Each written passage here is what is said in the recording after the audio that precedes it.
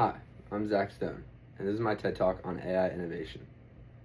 Imagine waking up one morning to find that the job you've had for years, maybe as a truck driver, a cashier, even a teacher, has suddenly been taken over by a machine. This might sound like science fiction, but it's quickly becoming human reality. Artificial intelligence, or AI, is much larger than just something we thought that powered chatbots or recommends your next Netflix show. It's moving into factories, classrooms, hospitals, and even offices, changing how millions of people work and live. Now, that change brings incredible innovation, but it also brings a question that's just as important. What happens to the people? In early 2025, Congress introduced an act called the AI Worker Protection and Innovation Act. The goal of this bill is to create standards for how AI is used in the workplace, like remapping how companies have to require transparency and automated decision making, and provide support for workers whose jobs are replaced by this automation. It's a very important step because of the pace of AI adoption within companies is staggering. According to the 2024 report from the Pew Research Center, 52 Americans say they are now more concerned than excited about the increased use of AI in daily life. This number reflects a deep unease within the United States, and one that's grounded in real lived experience. This job disruption is very real as well. The Bureau of Labor Statistics estimates that nearly 20% of American workers could face job displacement by 2030. Think about that number. 20%, 1 in 5 workers. This means that 1 in 5 families, 1 in 5 communities, and 1 in 5 dreams are replaced by automation and AI. And it's not just technology jobs. AI affects retail, transportation, classrooms and education, and healthcare, the very backbone of our economy. Now, the question for lawmakers, voters, and all of us is, how do we make sure that AI innovation helps people instead of bringing them down? Let me be clear. The AI Worker Protection and Innovation Act has been proposed but has not been passed yet. This means that the decision is still in the hands of Congress and indirectly in the hands of people like you and me, voters. Now, the idea behind this act is very promising, but as it's written, it doesn't even go far enough. It recognizes the problem, but it does not yet guarantee real protection for workers who are displaced or have their jobs altered by AI. It does not ensure that these people have access to retraining programs, education, or pathways to new jobs in the future of AI. So, my position is this. It should be passed, but it must be strengthened in order to ensure that workers are not left behind in this moving forward revolution of AI. Let's bring this close to home. Imagine Maria, a 45-year-old truck driver from North Carolina. She's driven freight for nearly 2 decades, and she's very proud of her work. It has provided for her and her family through America's ups and downs and kept America's supply chain running.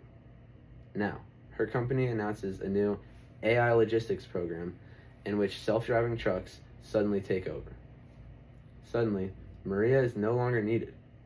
Maria may be offered a part-time job, she might be offered early retirement, she might be offered any type of compensation.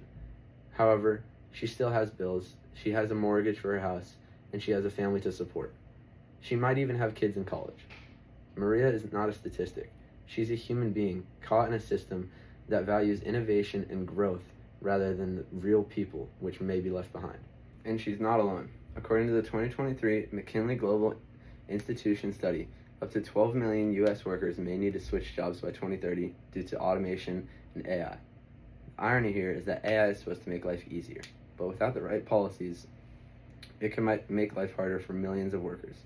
Now, some people might say that we shouldn't slow down innovation with government rules. But this isn't about slowing down innovation. It's about balancing innovation and helping people to adapt. Every major technological revolution, the Industrial Revolution, the rise of the internet, even the shift to renewable energy, has come with policies that have helped people to adapt. As the Brookings Institution said in a 2024 policy brief, innovation without inclusion leads to instability. If we ignore that balance, we risk creating a future where AI's economic benefits are concentrated among few lucky corporations while the rest are left struggling to keep up. So regulation isn't about stopping innovation, it's about making sure that innovation serves everybody. The AI Worker Protection and Innovation Act is just the start. It prepares standards for transparency and more companies to disclose where and when they use AI with employment, like hiring or firing, which is crucial for fairness. If it also acknowledges the need for support programs for displaced workers and retraining programs, this will help people to adapt more fairly. The bill's language in worker retraining is just too vague. It doesn't guarantee funding or coordination between federal and state policies and agencies to make these programs actually happen.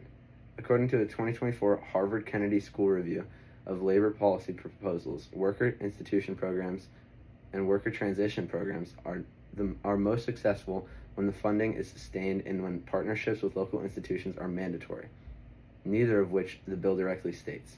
So, if we want this act to work, we must include three main things. 1 is guaranteed funding for the job transition programs.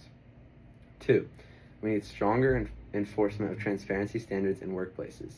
And 3, we need collaboration with universities and community colleges and other places of education to train workers for new tech-driven jobs. Now, that's how we can make people like Maria and millions others like her have a smooth transition and a future in an AI-driven world. This isn't just an economic innovation and an economic issue, it's a moral one. A 2024 article in the Business and Human Rights Journal argued that people have a right to work, even in the age of AI, meaning that society has an ethical responsibility to ensure that technology does not erase human jobs and human dignity.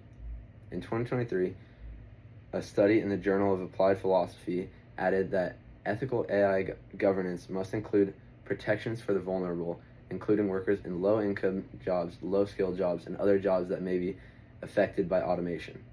AI should never replace people. It should empower them. And the only way to ensure this is through policies that recognize how humans are partners in progress and not obstacles in efficiency. So what can we really do? If you're a voter, pay attention to where your representatives stand on AI policy. Ask if they support strengthening the AI Worker Protection and Innovation Act.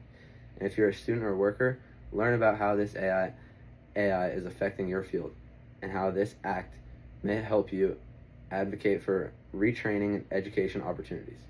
If you're in technology, build AI systems that are transparent, ethical, and fair, because the story of AI just isn't written yet, and we all have a page to write in the book. AI will reshape our future, there's no question about it. But how it reshapes it is up to us. We can choose a future where programs mean prosperity for a few, or innovation that uplifts everybody. AI Worker Protection and Innovation Act gives us a chance to make that choice wisely and to ensure that the machines we build serve humanity and not replace it. So, as voters, as citizens, and as human beings, let's make sure the future of work still has room for people. Thank you.